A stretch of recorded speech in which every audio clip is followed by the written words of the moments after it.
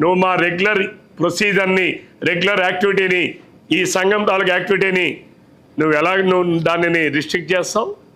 నీకు ఎవడిచ్చాడా అధికారం? మీరా మమ్మల్ని నియంత్రించేది? నేను ఏసీఏ సెక్రటరీ గారికి చెప్తున్నా, ఏసీఏలో ఉన్న సభ్యులందరూ చెప్తున్నా, ఏసీఏ ప్రెసిడెంట్ గారికి చెప్తున్నా, మీరు ఏదైనా చట్ట విరుద్ధంగా ఉంటే తప్పనిసరిగా చట్టం ముందు నిలబెడతా మిమ్మల్ని అందరినీ కూడా. మీ ఏసీఏ మీద కూడా నిలబెడతా. I have many of complaints.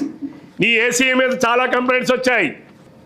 చాలామంది ఫిర్యాదులు చేశారు, మీ మీద ఫిర్యాదులు చేశారు. దానికి మీ సమాధానం ఏమిటి? పత్రికల్లో వచ్చాయి, వాటికి నీ సమాధానం ఏమిటి? నీ ఫిర్యాదులకి సమాధానం ఏమిటి? అంటే నీకు ఇవన్నీ వర్తించవా? ప్రొసీజర్స్ నీకు వర్తించదా? జిల్లా సంఘాలకు వర్తిస్తాయా? నేను చాలా స్పష్టంగా ఏసీఏ వారికి తెలియపరుస్తున్నా, తప్పులు చేస్తే సరిదిద్దుకోండి. మీరు తప్పు చేస్తున్నారు, మీ తప్పును సరిదిద్దుకోండి. ఎవరి ప్రయోజనాల కోసమో మీరు పనిచేయాలని ప్రయత్నం చేస్తున్నారు, దానిని సరిదిద్దుకోండి. ఎవరి కోసమో మీరు ఏసీఏని తాకట్టు పెట్టాలని చూస్తున్నారు, దానిని సరిదిద్దుకోండి. మీరు ఇంకా దానిని కొనసాగిస్తే తప్పనిసరిగా జిల్లా క్రికెట్ సంఘం శ్రీకాకుళం జిల్లా ఎలా స్పందించాలో, ఎలా ముందుకెళ్లాలో మాకు కూడా తెలుసు. ఆ ప్రకారం ముందుకెళ్తామని చెప్పి మీ ద్వారా ఏసీఏకి తెలియపరుస్తా ఉన్నా. ఇంకా అంతేకాదు, దీంట్లో కూడా మాయలు మోసాలు. ఏసీఏలో మేము అపెక్స్ కౌన్సిల్ పెట్టుకున్నాం, మేము తీర్మానం చేసుకున్నాం, మీకు పంపించామని చెప్పి లెటర్లో రాస్తాడు. They never send any resolution to us. Even మీ ఈమెయిల్ ద్వారా పంపలా, లెటర్ ద్వారా పంపలా, లేకపోతే ఏదో ఇన్స్టాగ్రామ్ ఫేస్బుక్లో వాటిలో పంపలా. ఇన్స్టాగ్రామ్ ఫేస్బుక్ అంటే ఎవడెవడో ఏది పెడతాడు, అది ఫేకో నిజమో ఎవడో తెలుస్తుంది. ప్రతిదానికి ఒక ప్రొసీజర్ ఉంటుంది.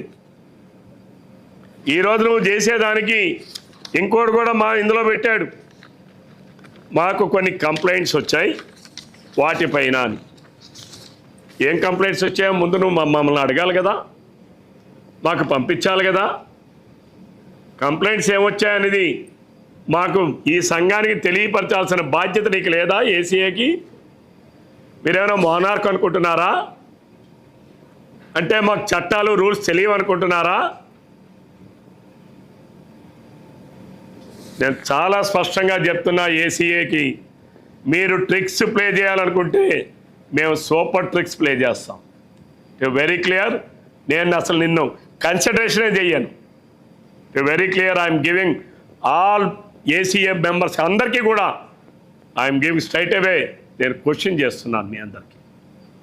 లేని అధికారాలను ఎక్సర్సైజ్ చేస్తా ఉంటే తప్పనిసరిగా ఏసీఏ కూడా రోడ్డు మీదకి రావాల్సి ఉంటుంది.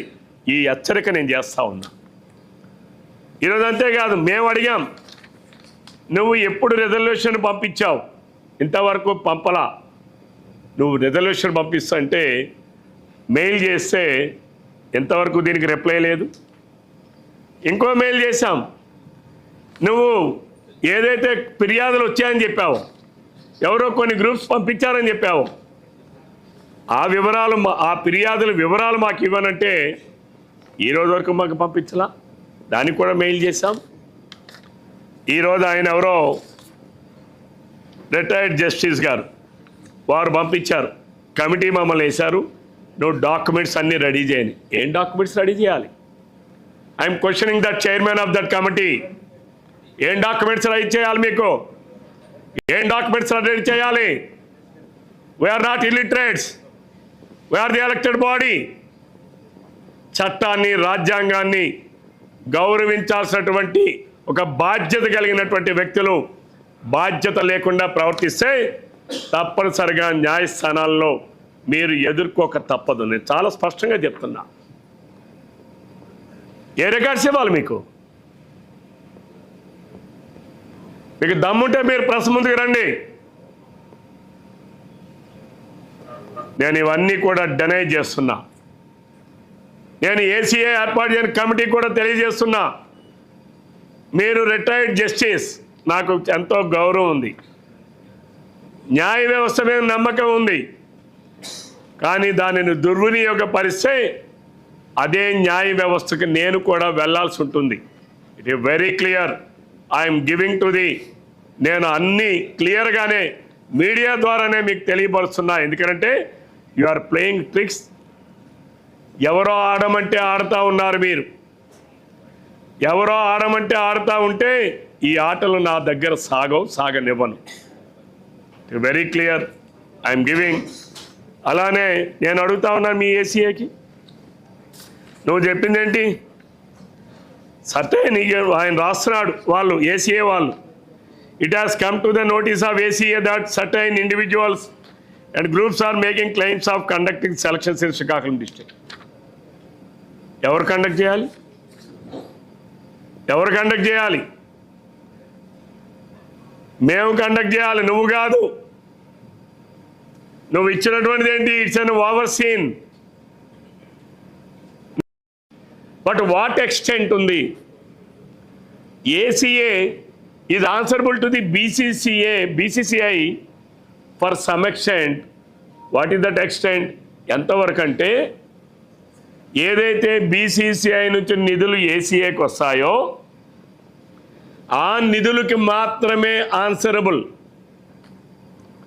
అలాగే ఏసీఏ నుంచి జిల్లా సంఘాలకు ఏదైతే ఏసీఏ క్రికెట్ డెవలప్మెంట్ కోసం టర్ఫ్ వికెట్స్ ఏర్పాటు చేయాలన్నా, లేదు ఒక స్టేడియంని ఏర్పాటు చేయాలన్నా, లేదు ఒక గ్రౌండ్ని ఏర్పాటు చేయాలన్నా, లేదు క్రికెట్ని ప్రమోట్ చేయడానికి ఇచ్చే kits whatever it is, వాటికి మాత్రమే ఈ సంఘం we are responsible to the ACA. But in this case ACA చాలా మితిమీరినటువంటి అధికారాన్ని లేని అధికారాల్ని ఉన్నట్టుగా దుర్వినియోగం చేస్తున్నారు. వీఆర్ ది ఎలక్టెడ్ బాడీ. మేము 21వ తారీఖు నాడు ఎన్నిక పెట్టుకొని జూన్ 3వ తారీఖుతో ఏదైతే పీరియడ్ అయిపోతుందో ఎగ్జిస్టింగ్ బాడీకి, దానికి నెల రోజుల ముందు ఎన్నికలు పెట్టుకొని బాడీని ఏర్పాటు చేసుకున్నాం. By way of election, by way of selection. Body ఏర్పాటు అయిన తర్వాత ఇక్కడ మళ్ళీ మీకు చెప్తున్నాను, ప్రెసిడెంట్, సెక్రటరీ అనేక పొజిషన్స్ ఉంటాయి, అది దాన్ని బాడీ అంటారు. Honorary president is different. ఈ బాడీ సభ్యులు అందరూ అనుకొని ఎవరినైనా హానరీ గౌరవ అధ్యక్షులుగా ఎవరినైనా పెట్టచ్చు. ఇక్కడ మీరు అందరూ గమనించాల్సింది, గౌరవ అధ్యక్షులు వేరు, అధ్యక్షులు వేరు, సెక్రటరీ వేరు, జాయింట్ సెక్రటరీ వేరు, ట్రెజరర్ వేరు. These are all body.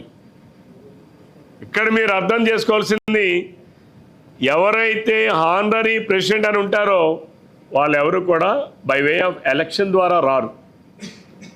Up to the president level వరకే ఎలక్షన్ ద్వారా వస్తారు.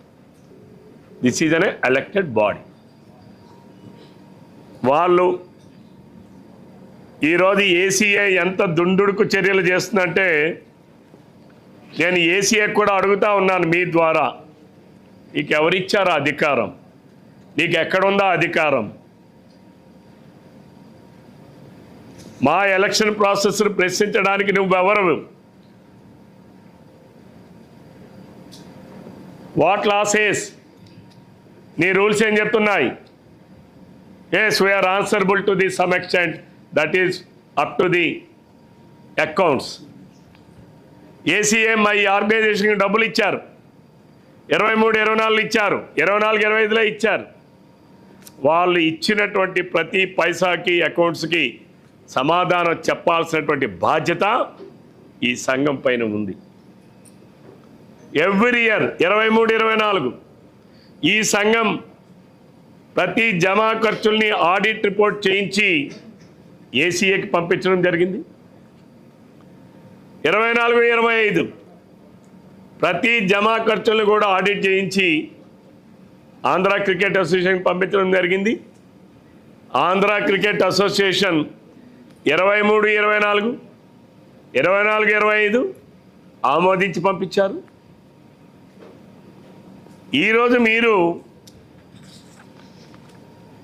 మా ఎలక్షన్ ప్రాసెస్ మీద కమిటీ అన్నారు. నేను I'm straight away I'm objecting this. నేను ఏసీఏకి నేను ఒకటే చెప్తా ఉన్నా, మీకు లేని అధికారాన్ని మీరు ఎక్సర్సైజ్ చేయాలనుకుంటే నేను కూడా ఏసీఏకున్న పరిమితులేంటో హద్దులేమిటో నేను చెప్పాల్సిన పరిస్థితి వస్తుంది. నీ హద్దులేంటో నీకు గుర్తు చేయాల్సినటువంటి అవసరం వస్తుంది. ఏసీఏ పరిధి ఏంటో చెప్పాల్సిన పరిస్థితులు వస్తాయి. దయచేసి మీరు అంతవరకు రాకుండా ఉంటే మంచిది అని చెప్పి నేను ఏసీఏకి చాలా స్పష్టంగా తెలియపరచాలనే ఈరోజు ఈ సమావేశాన్ని ఏర్పాటు చేశాను. వాళ్ళు దే ఆర్ ప్లేయింగ్ ట్రిక్స్. వాళ్ళు మాకు 25/5న పంపించారు. మేము ఒక కమిటీని వేసాం. ఇట్ విల్ బే మీది మీ బాడీ ఉంది, బట్ ఫోర్ సీన్ మేమేదో అబ్జర్వ్ చేస్తాం. నువ్వేంది అబ్జర్వ్ చేసేది? నువ్వెవడు మా ఎలక్షన్ ప్రాసెస్ మీద అబ్జర్వ్ చేయడానికి? ఆన్ విచ్ కెపాసిటీ నువ్వు అబ్జర్వ్ చేస్తావు?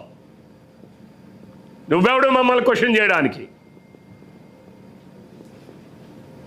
నేను ఏసీఏలో ఉన్న ప్రతి ఒక్కరికి కూడా స్ట్రైట్గా క్వశ్చన్ చేస్తున్నా. Who are you? నీకున్న కాంపిటెన్సీ ఏమిటి?